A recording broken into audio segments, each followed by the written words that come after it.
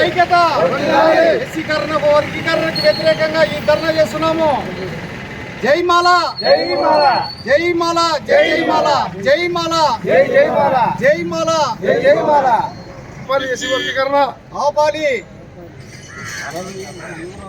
మొన్నటి దినం రాష్ట్ర ప్రభుత్వం నారా చంద్రబాబు నాయుడు ఎస్సీ వర్గీకరణ గురించి ఒక కమిటీ వేసినాడు.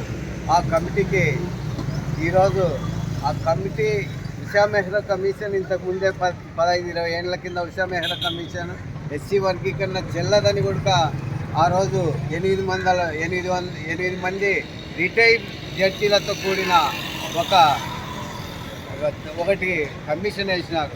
ఆ రోజే ఎస్సీ వర్గీకరణ చెల్లదు, ఎస్సీలలో ఒకటిగా ఉండాలనేదే మా కోరిక. మాలల కోరిక ఏంది? అన్నదమ్ములుగా ఉన్న మాల మాదిగలను వర్గీకరణ పేరుతో రాజకీయ లబ్ధి కోసం విడగొట్టరాదని కూడా ఈ సందర్భంగా తెలియజేస్తున్నాం.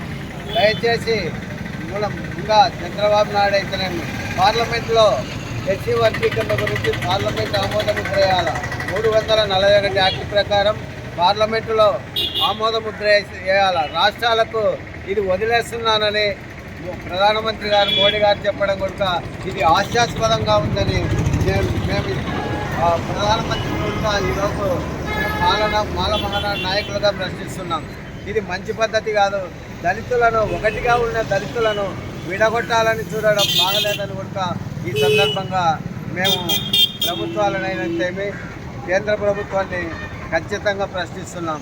దయచేసి ఎస్సీ వర్గీకరణ ఇప్పటికైనా విరమించుకోకపోతే, రాష్ట్ర ప్రభుత్వాలు కానీ ఎవరైనా విరమించుకోకపోతే రాబోయే రోజుల్లో ఖచ్చితంగా ఈ ఉద్యమాన్ని ఇంకా విస్తృతం చేస్తామని ఎక్కువ జిల్లా వారీగా, మండల వారీగా, గ్రామాల వారీగా, రాష్ట్ర వారీగా ఢిల్లీ గుడకపై ఉద్యమాలు చేస్తామని కూడా ఈ సందర్భంగా తెలియజేస్తూ ఈ అవకాశం ఇచ్చినందుకు సెలవు.